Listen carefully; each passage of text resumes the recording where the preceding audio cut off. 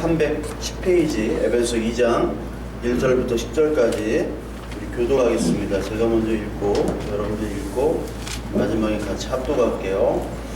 그는 허물과 죄로 죽었던 너희를 살리셨도다. 그때 너희가 그 가운데서 만나여 이 세상의 풍조를 따르고 공중의 권세 잡은 자를 따랐으니 곧 지금 불순종의 아들들이 가운데서 역사하는 영이라.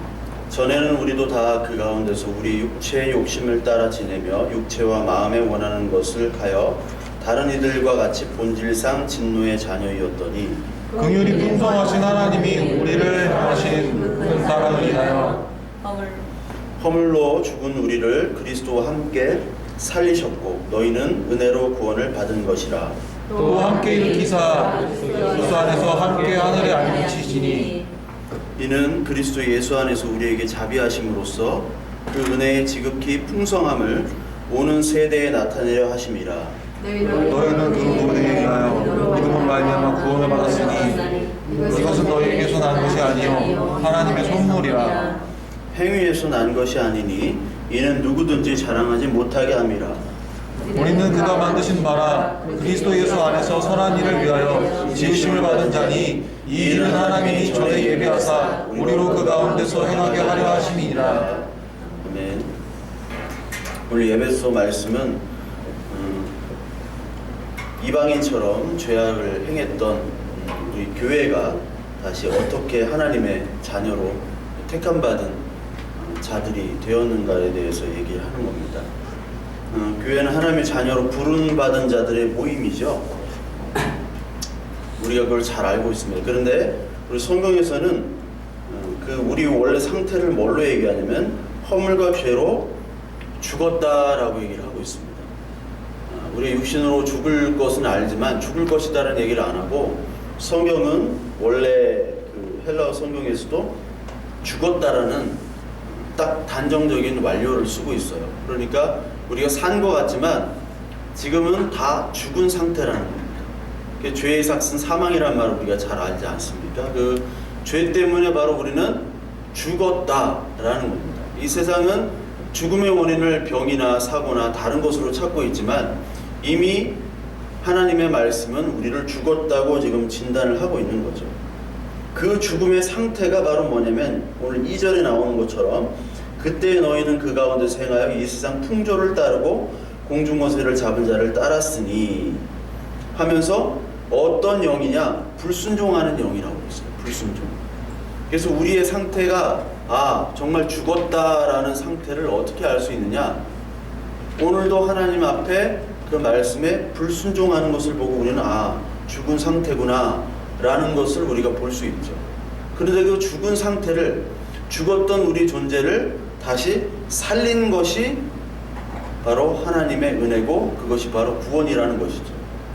그래서 이 세상은 그냥 우리가 죽을 것이다 라는 것을 생각하지 죽었다고 생각을 하지 않습니다. 그러나 교회라는 모임은요, 이 인간의 상태가 죽었다라고 고백하는 자들의 모임이에요. 그와 동시에 그냥 죽음으로 끝난 것이 아니라 우리의 죽음의 소망이 뭐냐? 죽었지만 살 수 있는 희망이 있다라고 고백하는 유일한 그 모임인데 그 희망을 나에게서 찾는 것이 아니라 다른 외부에서 찾는 것이죠. 이 세상은 자꾸 나에게서 찾으려고 그래요. 그래서 인간을 희망을 삼고 인간의 미래, 어떤 과학 문명 이런 것들을 가지고 자꾸 죽음을 극복하려고 하는 것을 바로 세상이라고 얘기하지만 우리는 그 내부적에서 찾지 않습니다. 왜? 성경은요 인간에 대해서 죽었다고 평가를 하기 때문에 그래요. 즉 우리의 몸은 이미 죽었음에도 불구하고 우리의 죽음을 구원해 주실 분이 바로 외부에서 어떤 힘에 의해서 우리를 살려주실 것이다. 그 외부의 힘은 바로 이 성경에 기록된 신구약 성경이 증거하는 예수 그리스도라는 것이죠. 그래서 우리는 스스로 구원을 할 수가 없는 자죠. 스스로 우리는 살아갈 수 없는 자입니다. 대신 누구의 도움을 받느냐? 바로 외부의 그 힘, 능력, 예수 그리스도의 도움을 받는 것이죠. 그래서 우리가 세례를 받지 않아요. 세례는 물을 담갔다가 빼내는 거잖아요. 물을 담그는 거는 너는 이제 죽었어라는 겁니다. 여기 나온 것처럼 허물과 죄로 너는 죽었지? 예, 죽었습니다. 나는 이제 죽었습니다. 라고 고백하면서 동시에 빼내잖아요.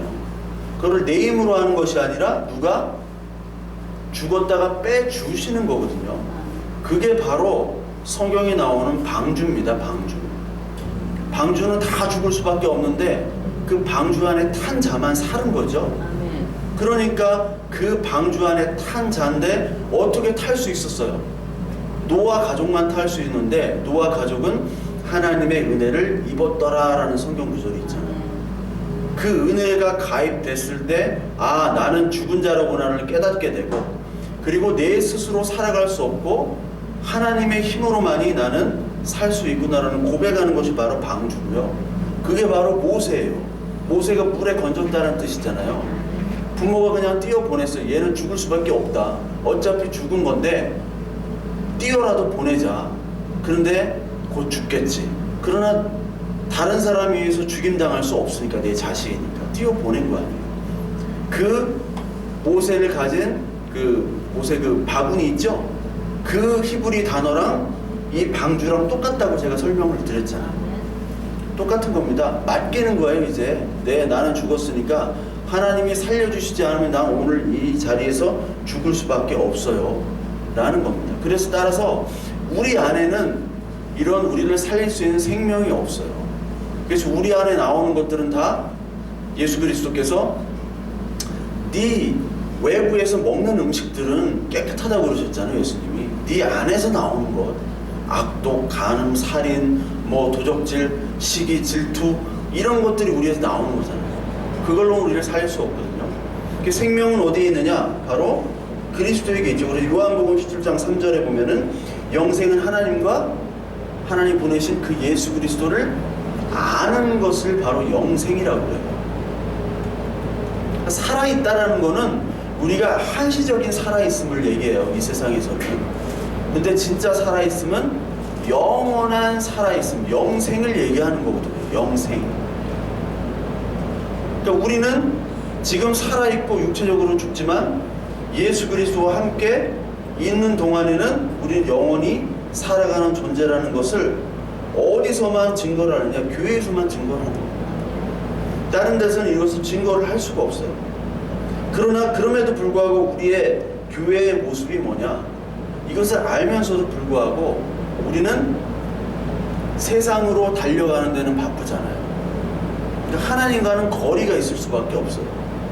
우리는 하나님을 정말 하나님 사랑합니다, 주님 사랑합니다 하지만 그 사랑이라는 것은 변함이 없어야 돼요. 사랑은 영원히 변함이 없어야지 진짜 사랑인데 이 세상 인간의 사랑은 변하지 않는 사랑이 없잖아요. 유일하게 하나님 사랑이 변함이 없는데 우리의 사랑은 우리의 감정과 우리의 환경에 따라 바뀌어집니다. 그래서 우리가 하나님을 사랑하는 것이 아니라 하나님이 우리를 사랑하신다고 그랬잖아요. 요한일서 4장 한번 볼까요? 요한일서 4장이 어디냐면 391페이지에 있습니다. 4장 392페이지 19절 한번 볼게요. 19절 4장 19절 보면 우리가 사랑하면 그가 먼저 우리를 사랑하셨습니다. 제가 로마서 5장 8절의 말씀을 많이 얘기를 드렸죠. 예수 그리스도께서 우리를 위해서 죽으셨다는데 그때 우리가 아직 죄인 되었을 때라는 말을 합니다. 로마서 5장 8절에 우리가 아직 죄인 되었을 때 우리를 위해서 십자가에 죽으심으로 말미암아 우리에 대한 하나님의 사랑을 증명하셨다고 얘기하는 거예요. 저 사람이 사랑할 만한 가치가 있는데 사랑하는 것은 사랑할 수 있어요. 근데 사랑할 만한 가치가 없어요. 나한테 전혀 도움이 안 돼. 경제적으로, 물질적으로, 내 마음적으로, 심적으로 도움이 전혀 안 되는데도 불구하고 나를 위해서 죽으셨다는 것을 통해서 사랑을 증명한 거잖아요. 그게 상태가 뭐냐면 죄인이라는 거예요. 죄인. 아직 나는 죄인 되었다. 그때 죄인 되었음에도 불구하고 우리를 위해서 죽으셨다는 거죠. 그 모습이 바로 우리의 지금의 모습입니다. 교회 안에서의 나의 모습이고 여러분의 모습이잖아요. 그래서 그것을 에베소 교회에다가 뭐라고 얘기하냐면 에베소 교회 그 2장 11절 한번 보세요. 2장 11절 우리 10절까지 읽었으니까 11절 보면 그러므로 생각하라 너희는 그때 육체로는 이방인이요 손으로는 육체에 행한 할례를 받은 무리라 칭하는 자들로부터 할례를 받지 않는 무리라 칭함을 받는 자들이라. 그리고 12절에 너희는 그리스도 밖에 있었고 이스라엘 나라 밖에 사람이라. 약속의 언약들에 대한 외인이요 세상에서 소망이 없고 하나님도 없는 자더니. 자, 소망도 없고 하나님 없는 이방인 무할례자라고 얘기해요. 할례라는 건 이스라엘 백성들에게 하는 것이었죠. 할례라는 것은 육체 그 생식기의 표피를 떼어내는 거예요. 제가 얘기했듯이 생식기라는 것은 생명을 가진 겁니다. 그거를 떼어낸다는 거예요. 즉 너한테는 생명이 없어라는 거예요. 육체의 부정과 육체의 생명의 부정을 얘기하는 거예요. 너는 이제 죽은 자라는 걸 얘기하는 거예요. 할례라는 것은. 그 할례가 이제 세례가 되지만 그 할례도 없다라는 거예요. 육체적으로 부정받은 사람만이 하나님의 은혜를 원하잖아요. 교회라는 것은 일단 내가 죄인입니다. 나는 육체적으로 가망이 없습니다. 나한테 생명이 없어요. 라는 자에게 하나님의 은혜가 가입하는 거지. 나는 내 마음대로 다 할 수 있고요. 뭐도 할 수 있고 이것도 할 수 있고요. 그럼 하나님의 은혜가 뭐가 필요하겠어요? 난 죄인이라는 고백이 필요한데 죄인이라는 고백 후에 거기에 하나님의 은혜가 가입되는 거예요. 근데 너희들은 그런 죄인의 고백도 없었고 그리고 외인이래요. 이스라엘 밖의 사람이고 언약도 없었고 소망도 없고 하나님이 없었던 자라는 거예요. 원래 에베소가 이방인 지역이었어요. 그러나 원래 모든 사람은 다 이방인이에요. 이스라엘만 이방인이 아닌 게 아니라 선택받은 자가 아니라 아담 이후로는 다 이방인이라니까요. 그러니까 너는 이스라엘 백성들이 우리는 하나님의 택한 백성이고 너희들은 하나님 택하지 않은 백성이다라고 할 수가 없는 게 이스라엘 백성 자체가 아담의 선악을 알게 하는 열매를 먹은 후에 죄악의 상태로 빠진 그들이기 때문에 누가 누구를 이방인이라고 할 수 없는 상태라니까요. 그 상태에서 누가 오셨는가? 이제는 13절에 전에 멀리 있던 너희가 그리스도 예수 안에서 그리스도의 피로 가까워졌느니라. 이게 바로 구원이라는 겁니다. 아멘. 그리스도의 피로 누가 가까워지는 거예요? 내가 가까이 갈 수 없으니까 예수 그리스도에게서 가까이 가는 거예요. 우리 트로트 음악 중에 베이로의 네가 올래 아니면 내가 갈까? 노래방 가면 애창곡이 네가 올래 아니면 내가 갈까? 네가 안 오면 내가 가야 돼요. 근데 저쪽에서 올 가능성이 없어요. 우리가 하나님께로 가능성은 제로니까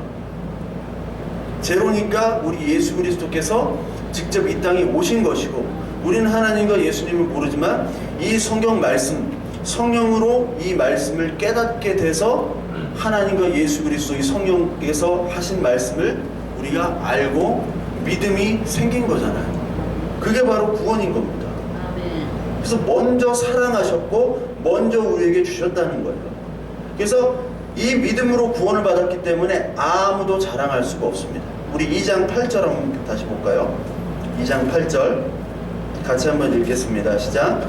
너희는 그 은혜에 의하여 믿음으로 말미암아 구원을 받았으니 이것은 너희에게서 난 것이 아니요 하나님의 선물이라. 9절 행위에서 난 것이 아니니 이는 누구든지 자랑하지 못하게 하심이라. 그러니까 교회에서 저분은 참 믿음이 있어, 이게 원래 다 틀린 말입니다.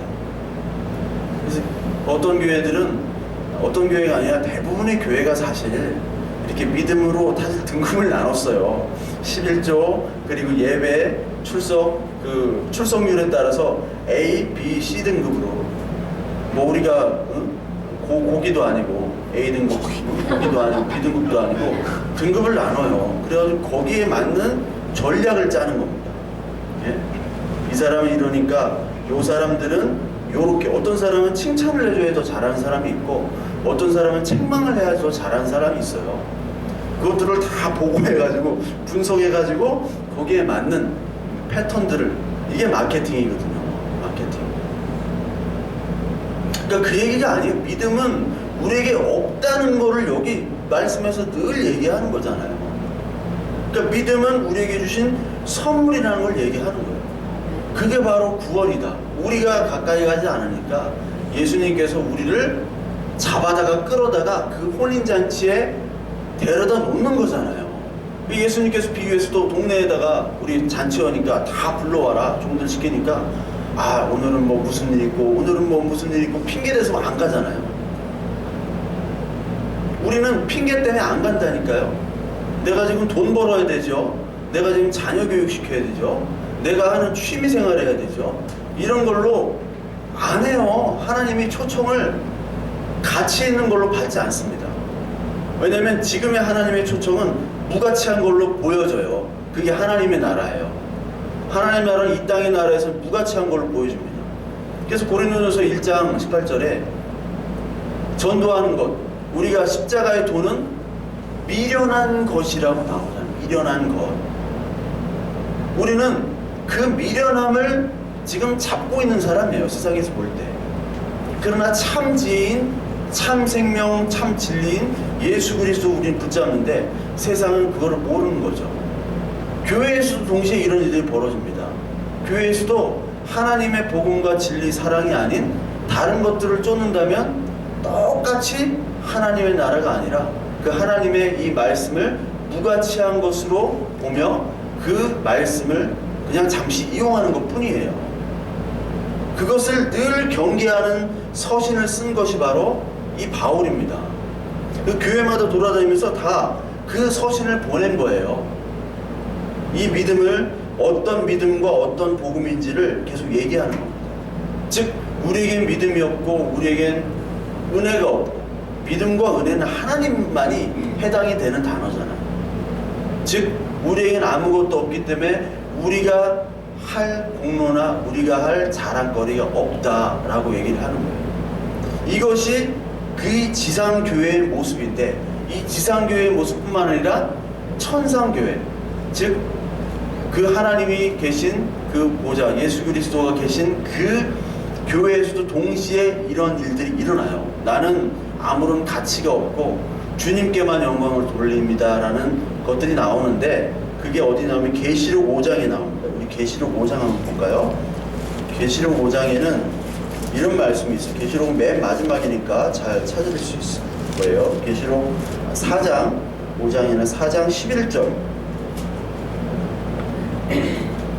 10절부터 우리 한번 보겠습니다. 10절.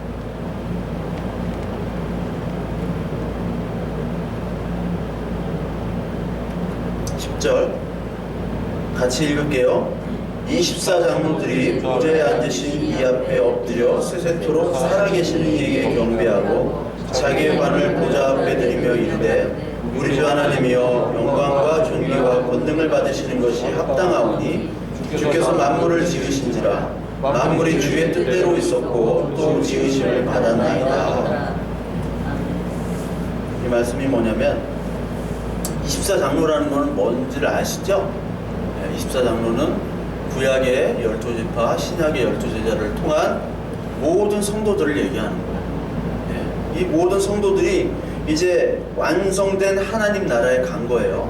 가서 뭐라 하냐면, 원래 갔는데 예수 그리스도께서 그 성도들을 예수님, 하나님만이 앉는 그 보좌, 이게 영어로 그냥 의자가 아니에요. 시트이 아니라 throne이라고 이 왕들만 앉는 그런 보좌에다가 딱 우리를 앉히신 거예요. 즉 우리는 죄인이지만 예수 그리스도께서 혼인잔치로 택한 깨끗한 신부로 옷을 입혀주셨죠. 그리스도의 옷으로 입혀주신 후에는 이제 우리가 예수님처럼 대접을 하신 거예요. 예수님이 하나님처럼, 자기처럼 대접을 하신 건데, 그 대접에 이 24장로들이 반응을 어떻게 하냐면 자기의 관, 그러니까 그 보좌에 앉은 다음에 관을 씌워줬거든요. 금관을. 이게 왕에만 씌우는 거잖아요. 즉 너희는 왕이다. 베드로전서 2장 9절에 너희는 왕같은 제사장이라는 것을 이 천상 예배에서 동시에 얘기하는 건데, 그 왕관을 씌워줬는데 이 24장로들이 어떻게 해요? 그 자규관을 보좌 앞에 예수님께 드리잖아요. 하나님께. 나는 이 쓸 자격이 없어요 라고 드리는 겁니다. 내가 무슨 왕이에요. 그러면서 11절 우리 주 하나님이여 영광과 존귀와 권능을 받으시는 것이 합당하오니 주께서 만물을 지으신지라 만물이 주의 뜻대로 있었고 또 지으심을 받았나이다 하더라. 모든 영광과 존귀와 권능이 우리가 아니라 하나님께만 있다 라고 얘기를 하는 겁니다. 즉 교회라는 것은 내가 아니라 하나님 예수 그리스도가 드러나는 곳이지 교회예요. 그러니까 교회가 어떤 힘 있는 사람이 막 건물을 짓고 뭘 하고 뭐 계획을 하고 이게 교회가 아닙니다. 물론 어떤 계획도 필요하지만 하나님의 뜻은 우리가 감히 측량할 수 없잖아요. 교회는 이렇게 가야 되는데 이렇게 가지 않아도 어쩌면 교회가 되는 저 교회는 저기 구석탱이 있고 막 사람도 없고 그런데 저 교회가 하나님의 은혜가 있는 것 같고 하나님이 임재하는 것 같고 우리가 측량할 수가 없어. 이성적으로. 아니 저놈 교회 목사가 예배도 안 나오고 막 그런 교회 같은데 지들끼리 잘하네? 막 그런 교회. 그런 교회가 이게 말할 수 없는, 이게 설명할 수 없는 방식으로 되어가는 게 바로 교회예요. 그걸 얘기하는 거예요. 사람의 뜻으로 세워지는 것이 아닙니다. 하나님의 뜻으로 하나님이 지으심을 계속 해가는 것이 바로 교회예요. 그래서 여기 나온 것이 바로 뭐냐면 뭐라고 얘기합니까? 우리 에베소로 다시 넘어가서 2장 10절에 보면 우리는 그의 만드신 바라라고 얘기해요. 우리가 뭐냐면 바로 성도 교회죠.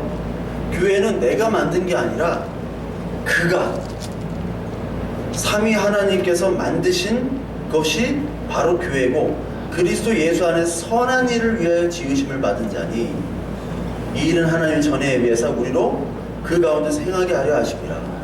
그 예수 안에 선한 일이 뭘까요? 선한 일. 막 가난한 사람 도와주고, 물론 가난한 사람을 우리가 도와야 됩니다. 저도 옛날에 처음 청년 때 교회에서 맡은 것이 구제사역부터 했어요. 제가 구제에 대한 마음이 많아요. 여러분도 모르겠지만 내가 얘기를 안 해. 얘기를 안 했는데 많아요. 구제팀이 저 혼자 시작했는데 20명, 30명 있었어요. 이렇게 늘어났어요. 찬양팀하고 같이 했는데. 그러니까 어려운 분들은 꼭 이렇게 목사들이 다 있잖아요. 목사님들이. 근데 다른 목사님들은 다 건너가. 나한테만 꼭 와. 옛날에도 그랬어요. 그래서 유럽에 여행할 때도 나한테만 와. 이 유럽에 가면요, 언니인지 알겠지만 이 집시들부터 해서 굉장히 이 어려운 분들이 많아요. 동양인들이 타켓이야. 애들이 막 10명이서 막 나를 툭툭 쳐요. 막 돈 달라고. 돈을 주면 걔들이 마약하니까 저는 항상 이 비닐봉다리에다가 먹을 거를 싸가지고 다녔어요. 하나는 나 먹을 거, 하나는 길거리에 있는 애들 줄 거. 이럴 때 딴 교회 막 박수 나오고.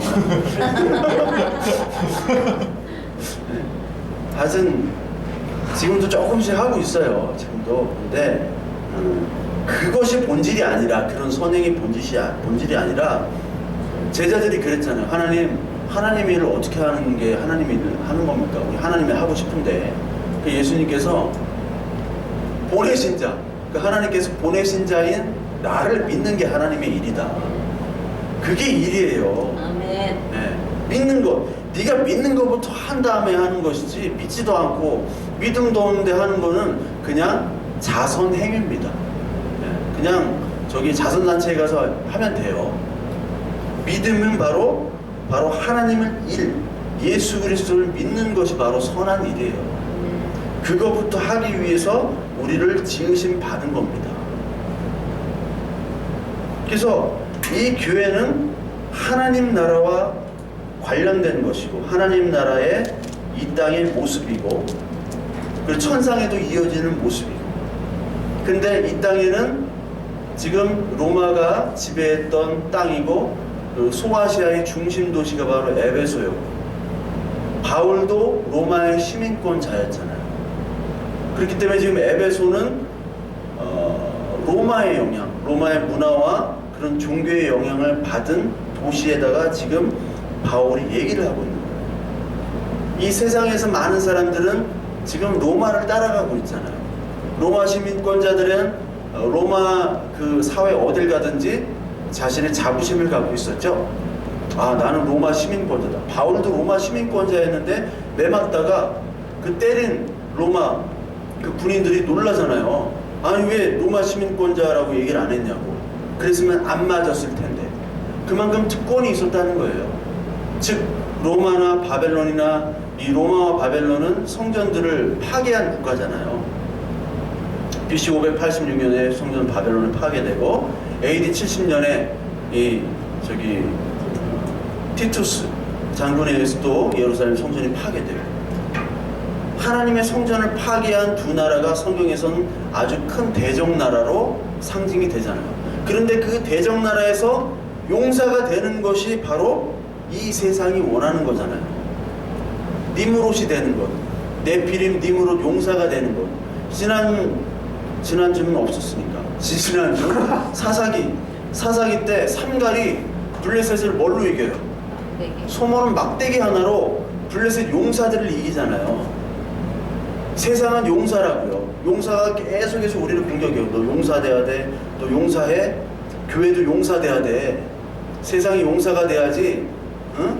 용사가 돼야지 하나님 섬기는 것도 좀 멋져 보이고 그래 전도도 되고 하지. 계속 그렇게 용사들은 공격을 하는데 그때 소모는 막대기, 아무것도 아닌 막대기를 가지고 하나님 이기시잖아요. 모세의 막대기, 지팡이, 아론의 지팡이, 이런 무생명을 가지고 생명 있는 용사들을 다 물리치는 것이 바로 하나님의 일이고 그 하나님의 일이 드러나는 것이 교회예요. 그래서 교회가 우리도 이전하지만 어떤 누가 돈이 딱 있어가지고 이전한다, 이게 하나님의 뜻이 아니에요. 드러나질 않아. 돈이 있는 걸 가지고 하는데 그게 무슨 하나님의 일처럼 느껴지겠어요? 우리는 아무것도 없어요. 아무 능력도 없는데 되네? 되는 거예요. 되어지는 겁니다. 구원도 마찬가지고 하나님의 일도. 우리가 모든 일에 있어서 교회만 그렇겠어요? 우리의 가정과 여러분들의 일터 모든 것에서 이게 하나님이 되어지게 하는 거구나 라는 것을 고백하는 것이 교회잖아요. 네. 그것이 바로 용사를 이 생명 없는 마른 막대기로 이기는 것입니다. 그것이 바로 우리의 일이에요. 그것이 바로 하나님의 나라입니다. 하나님의 나라. 그렇기 때문에 이 하나님의 나라는, 이 교회는 어디에 뿌리를 받고 있냐? 세상에 뿌리를 받고 있는 것이 아니라 그리스도와 말씀의 뿌리를 박아야 돼요. 그래서 여기 나오는 것처럼 20절 한번 봅시다. 20절. 이 교회는 어떤 교회냐? 너희는 2장 20절 너희는 사도들과 선지자들의 터 위에 세우심을 입은 자라. 그리스도 예수께서 친히 모퉁이 돌이 되셨느니라. 너희가 교회잖아요. 교회인데 너희 교회는 사도들과 선지자의 터래요. 사도와 선지자들은 뭐를 얘기했냐면 말씀을 얘기했는데, 누가복음 20장 24절에 보면은 24장 20절 보면 누가복음 24장 20절에 보면 모세의 글과 선지자들, 구약의 모든 율법들을 누구를 가리킨다고 그랬어요? 예수 그리스도를 가르친다고 그랬죠? 누가복음 24장 20절에 나옵니다.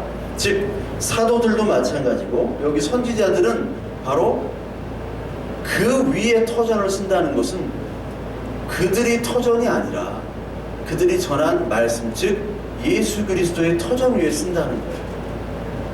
교회는 거기 위에 터전이, 즉 신앙 위에, 우리의 신앙이 아니라 우리에게 믿음을 주신 그 예수 그리스도 위에서 교회가 세워진다는 거예요.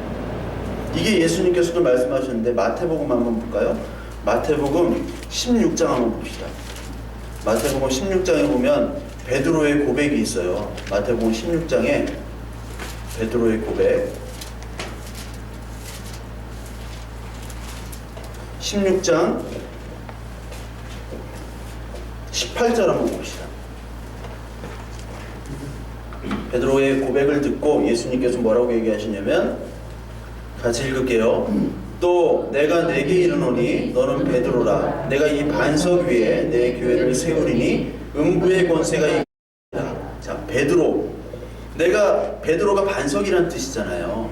원래 이름은 시몬이었습니다. 시몬이 두 가지 이름을 가진 거죠. 베드로가 반석, 큰 넓은 돌이에요. 그 반석 위에 교회를 세우겠다. 즉 그러면은 이게 로마 캐톨릭에서는 잘못 해석을 해서 베드로 성당이 있잖아요. 로마 캐톨릭에 베드로 성당은 베드로가 죽었다고 생각되어지는 그 자리에서 베드로 성당을 세운 거예요. 원래 베드로 성당이 있었는데 그게 레오 10세 로마 교황이 그때 알죠? 10세라고 기억합니다. 레오 10세가 그거를 허물고 다시 크게 지금 진 거예요. 미켈란젤로가 설계했습니다. 미켈란젤로가 베드로 우리 한번 가야 되는데 나는 너무 많이 가가지고 거기 그 위에, 그러니까 문자적으로 베드로가 죽은 자리 위에 서 있고 그 베드로 성당 안에 들어가 보면 베드로의 무덤이 거기 있다고 하고 거기에 베드로가 1대 교황으로 표시가 되어 있어요. 바닥에. 말도 안 되는 거지. 이건 뭐냐면 베드로는 반석인데 반석이 뭐라고 그랬어요? 반석에서 물이 나왔죠? 광야 무리바 물 사건 있잖아요. 신광야에서. 그게 우리 고린도전서 10장에서 이 반석은 예수 그리스도라는 것을 얘기하는 반석을 말씀해서 고린도전서 10장에. 선영이 왜 그래 표정이? 어? 다 아는 얘기잖아 우리. 고린도전서 10장. 이 반석이 바로 물이에요. 물이 바로 생수가 우리 메타포 다 배웠죠. 예수 그리스도시잖아요. 돌에서 어떻게 물이 나와요? 예수께서 무생명에서 생명으로 이끄시는 예수 그리스도. 그 예수 그리스도를 얘기한 것이고 그 신앙 고백 위에 내가 교회를 세우겠다는 얘기잖아요.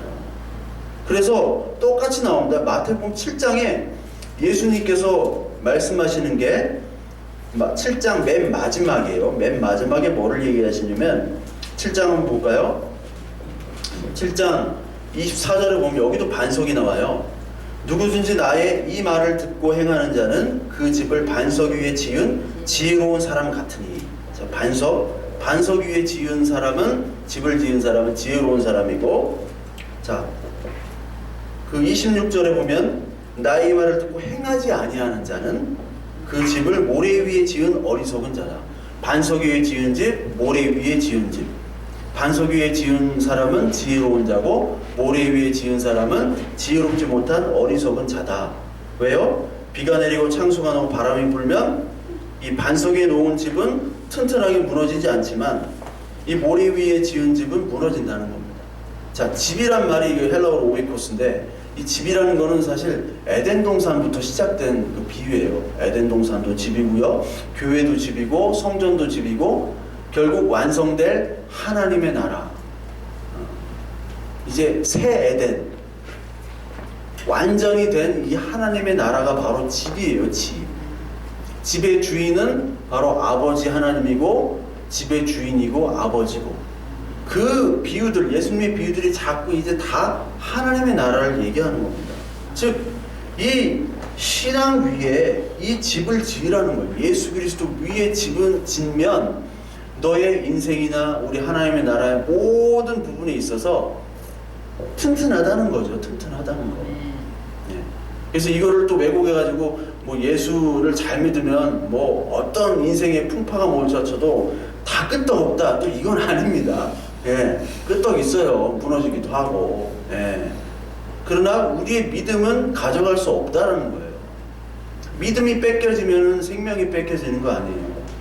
사탄의 공격은 계속 믿음을 뺏으려고 하는 거지, 우리가 물리적으로 어떤 막 박탈되고 어디 병에 걸리면 이거는 본질적인 것이 아니에요. 우리는 뭐 지금 죽어도 좋은 거예요. 우리는. 아멘. 지금 죽어도 좋은 거잖아요. 반응이 청년들은 반응이 없어. 네, 지금 죽어도 이렇게 청년들은 뭐 이렇게 아닌데 이건 아닌데 이건 취직도 해야 되고 결혼 이건 아니야. 그래서 아멘 하셔가지고 나도 좀 고민이 돼 지금. 죽어야 되나 어떻게 해야 되나. 하여튼 이게 예수 그리스도의 믿는 고백 위에 이 교회가 세워져야 된다는 거예요. 근데 이때 당시에 교회가 우리가 흔히 물리적인 교회를 얘기했잖아요. 그때 성전이라는 게 있었습니다. 예루살렘에 성전이 있었고 특히 에베소에는 어떤 신전이 있었냐면 아르테미스 신전이 있어요. 신전이 있었고 근데 그 아르테미스 신전 그 위에 산에 가면은 거기에 사도 요한 에베소 교회가 또 있어요. 네, 나중에 한번 가보세요. 그러니까 에베소 교회에서 이렇게 보면 한 직선거리로 한 300~400m밖에 안 됩니다. 그 300~400m 바로 밑에 에베소의 아르테미스 신전, 큰 파르테논 신전보다 더 커요. 뭐 안 가보셨으니까 뭐가 큰지 모르겠지만 파르테논 신전보다 1.5배가 더 커요. 엄청나게 큰 신전이 교회 예배당 있으면서 앞에 보이는 거예요. 그러면 우리 건물은 하나님이고 저기는 이방인이고 그렇게 생각할 수 있지만 사실 예루살렘에 있는 그 성전에도 살아계신 하나님은 없었어요. 그러면서 이제 그 성전들은 이제 실체가 아니라 그림자잖아요. 완공이 되면 모델하우스는 부서져야 되잖아요. 그러니까 모델하우스 역할하고 이제 부서지고 진짜 성전인 예수 그리스도가 오신 다음에 참 성전 누가 와야 돼요? 예수 그리스도 오셨으니까 그 예수 그리스도의 자녀인 우리가 바로 성전이라는 겁니다. 이게 바로 22절에 나와요. 22절. 너희도 성령 안에서 하나님이 거하실 처소가 되기 위하여. 이게 바로 성전입니다. 그러니까 우리의 교회라는 관념은 건물이 아닌 건 다 아시죠? 건물이 아닌 건 다 아신데 그 건물이 아니라 이제 성령 안에서 이 신앙의 고백을 하는 자들의 모임이 돼버린 거죠. 구약의 어떤 건물과 율법에서. 그래서 교회라는 것은 뭐 건물도 있어야겠지만 그 신앙을 고백하는 진리와 그 사랑 안에서 사실 지어져 가는 존재입니다. 완성된 게 아니에요. 이 지상의 교회는 계속 지어져 가는 겁니다. 아직까지 완공이 안 됐어요. 우리가 죽고 완전한 하나님 나라에 갔을 때 완공이 되는 겁니다. 그래서 여기 22절의 맨 마지막에 보면 그리스도 예수 안에서 함께 지어져 가느니라 라고 나오죠. 가느니라. 함께 가는 거예요. 함께. 아멘. 누가 혼자 하는 거 아니에요. 혼자 북치고 장구치고 하는 게 아니에요. 네? 이 교회 와가지고 여러분들 우리가 예배를 드리러 온 거지 저도 설교를 하러 온 게 아니에요. 어떤 사람은 말씀을 들으러 온다고 그래요. 그것도 맞는 얘기지만 말씀을 들으러 오는 것이 아니라 예배를 드리러 오는 겁니다. 예배에는 하나님의 진리와 사랑과 헌신과 봉사 같이 다 있어야 돼요. 그냥 말씀만 듣고 그냥 가는 사람들이 있어요. 어떤 목사는 설교를 잘하기 위해서 그 설교가 권력이 되는 겁니다. 목사가. 나는 더 특이하고 더 어렵고 더 아주 쌈박하게 말씀을 아주 조리 있게 또 막 감정 울렸다가 웃겼다가 개그도 했다가 뭐 막 히브리어 헬라어를 막 하석발을 뭐 영어도 막 이렇게 막 해가지고 뭔가 이렇게 막 해야겠다. 이것도 권력이에요. 그렇게 잘할 수 있는 능력이 있는 분들이 있어요. 예. 그러나 그것과 믿음과는 전혀 관계가 없습니다. 여러분, 아, 저 목사님들은 막 설교 너무 잘하고 믿음과 관계가 없어요. 하나님이 아세요. 그리고 그분이 알아요. 설교가 권력이 될 수 있어요. 설교는 나한테 하는 거고 여러분한테 하는 거지만 그 자체가 예배가 돼야 되는 거예요. 설교하러 온 게 아니에요. 나도. 네. 예. 그게 지난주에 얼마나 은혜가 됐어요. 얼마나. 교회 역사상 사상 초유의 사태가 벌어졌잖아요. 사상 초유의 사태. 그러니까 여러분들이 그냥 말씀이나 듣고 밥이나 먹으러 오고 그냥 왔다 갔다 주머니에 털레털레 해가지고 왔다 한 사람이 아이고 이거 내가 뭘 해야겠네? 라는 생각이 들었잖아요. 그게 바로 예배의 시작이에요. 아, 내가 이제 예배를 해야겠네. 네. 그래서 시청각 교육이 참 중요한 것 같아요. 내가 이런 교육가 있을 줄 알았어요, 사실. 서프라이즈를 보여주는 거예요, 사실. 그러니까 괜히 쇼도 잘 해야 돼요, 사실. 진짜. 나를 위해서뿐만 아니라 교회를 위해서.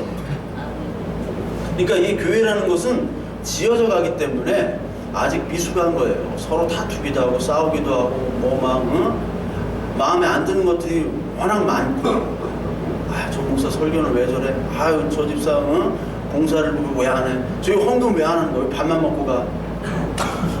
그런 사람들이 있단 말이에요.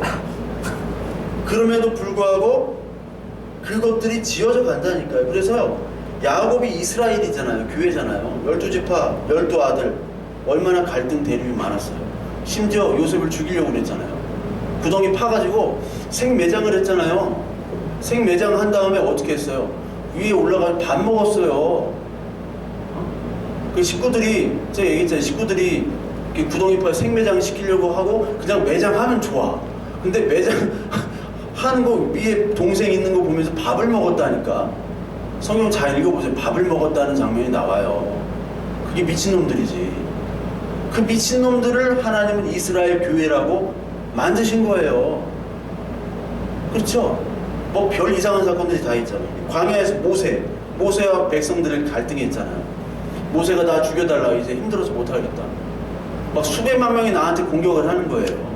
악플 달고 막 댓글 달고 계속 악플 쏟아지는데 이거 막 인터넷 마비되고, 그러니까 안 되는 거죠.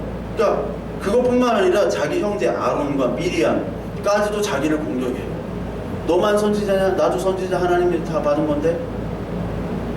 그리고 고라, 다단, 아비람 지도자들, 그 지파의 아주 유명한 지도자들이 또 쿠데타를 일으키려고 하고 자기를 죽이려고 하고, 다윗 때도 마찬가지. 다윗 그 집안이 교회 아니에요. 다윗이 왕국이. 근데 살인, 강간, 막 서로 살인, 아버지를 죽이려고 하고 쿠데타 일으키고 그렇다니까요. 신약에 와서도 마찬가지. 제자들 예수님 따르다가 다 도망갔잖아요. 그렇게 교회가 다 도망갔어요. 그리고 예수님 그날에 우리를 더 높은 자리에 앉게 해달라고 서로 싸우고 엄마 내세워가지고 요한하고 누구예요? 누구지?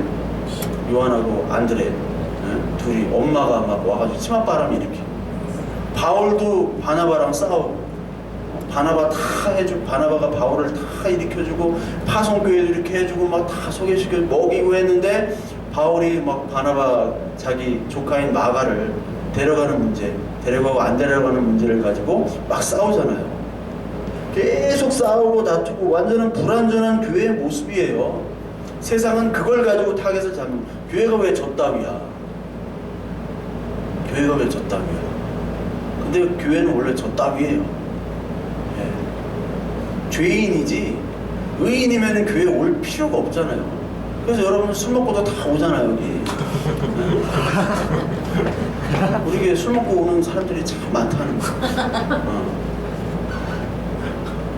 그러면서 자기를 애통해하고 막 기도하고 막 좀 술 냄새가 나지만, 그게 바로 교회예요. 사실 거기서부터 시작되는 거예요. 왜? 우리가 이 교회의 머리가 아니라 그리스도께서 우리의 머리이기 때문에.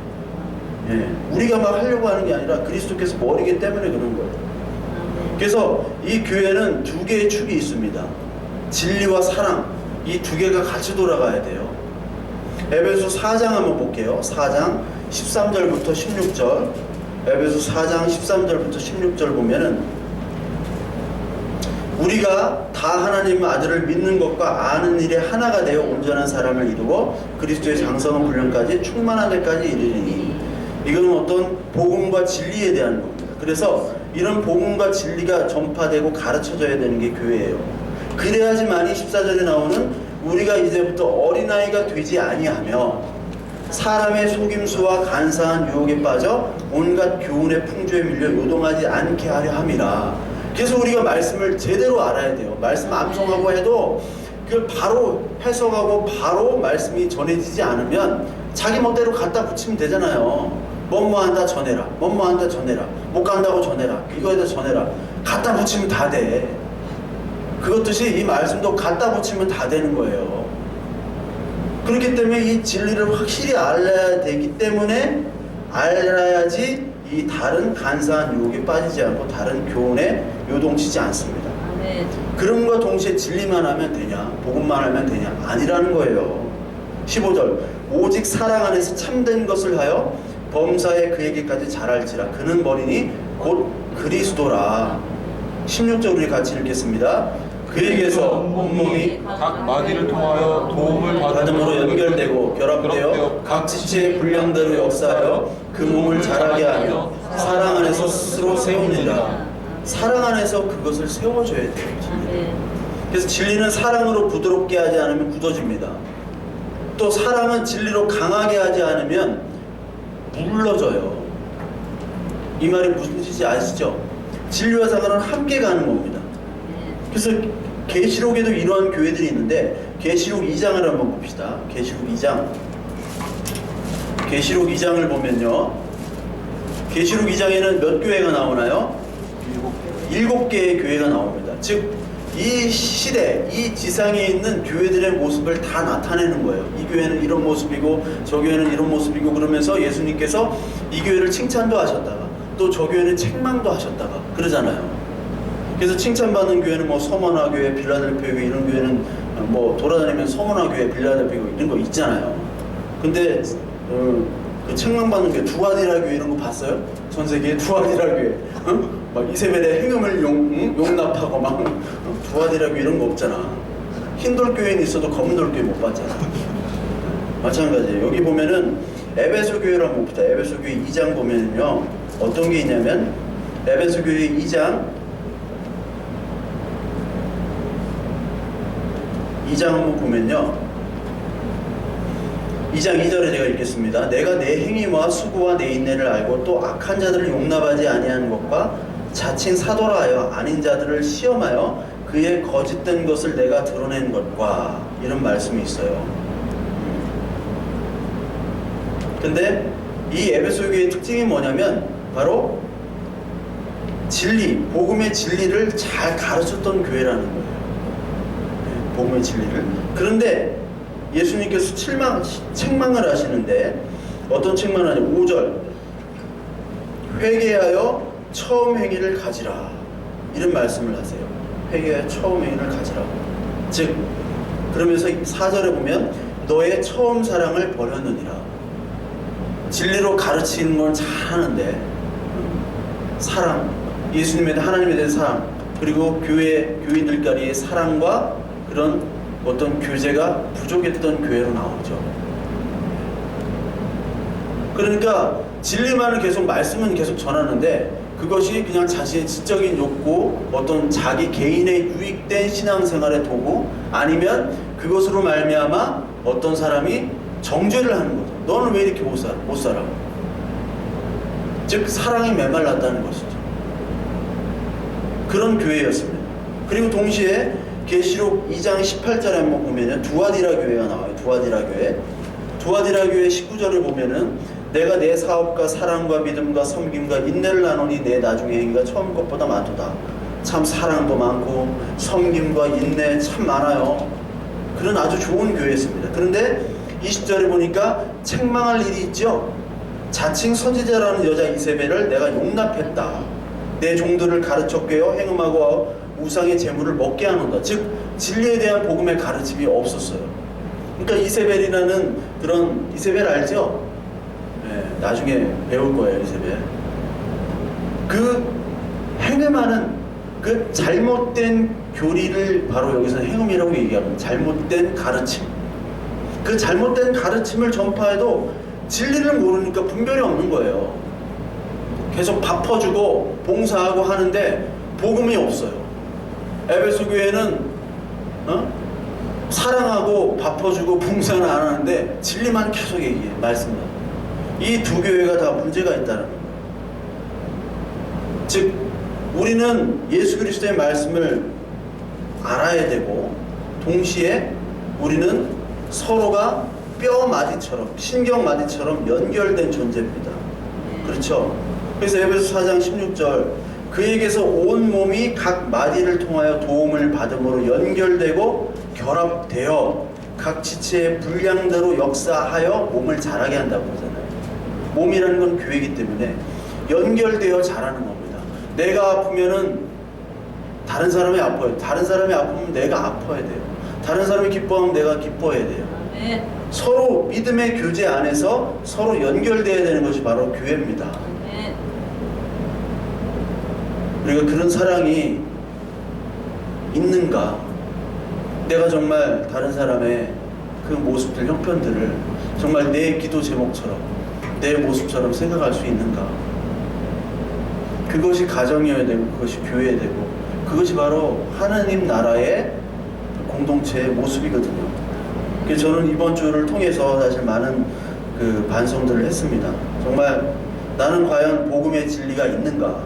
그와 동시에 정말 그 성도님들을 사랑하는가?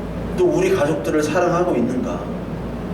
그걸 볼 때 참 부끄러움밖에 없었고 내가 아프지만 그 나 같은 자를 먼저 사랑하신 그 십자가의 사랑 앞에서 내가 먼저 사랑과 눈물과 헌신과 희생을 하고 있는가? 그런 장소가 바로 교회고 그런 처소가 교회인데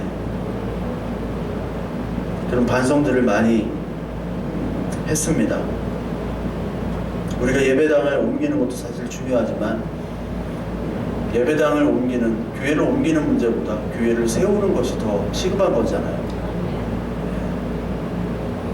뭐 수백억, 수천억의 예배당을 가지면 뭐합니까? 예배당 짓다가 교회를 짓다가 교회가 무너지는 사건이 얼마나 많아요. 우리가 먼저 해야 될 것은 서로 지어져가는, 함께 지어져가는 사랑과 진리의 공동체입니다. 말씀만 알았다고 내가 말씀을 전한다고 이것도 아니고 그 안에 나 같은 자에게 먼저 주신 그 하나님의 사랑을 우리가 서로 나누고 해야 되는 공동체가 되어야 되죠. 그것이 될 때 하나님께서는 우리가 알지 못하는 비밀한 방법으로 우리가 필요하다면 그 장소에 맞게 하나님께서 인도도 해주실 것이다. 그래서 지난주는 그 문제들을 좀 적어놓고 과연 내가 교회인가? 과연 내가 교회로서 목회자로서 성도로서 여러분들과 어떤 관계, 하나님과 어떤 관계를 가지고 있는가에 대해서 깊은 고민과 반성을 하는 시간이었고 또 여러분들에게도 그 사상 초유의 사태를 너무 당황하지 않고 믿음으로 반응해 주시고 이러한 어떤 일련의 사건들이 합력하여 하나님의 선을 이루는 즉 그 선한 일, 즉 예수 그리스도를 믿는 믿음에 더욱더 가까이 가는 선한 도구로 하나님께서 사용하실 줄을 저는 믿습니다. 아멘. 이러한 믿음의 사랑의 고백이 있는 우리 아들람 교회 공동체 되기를 간절히 소망합니다. 아멘. 우리 찬양하고 하고 우리 기도하겠습니다. 우리 하나님께서 우리의 만남을 좀 시간이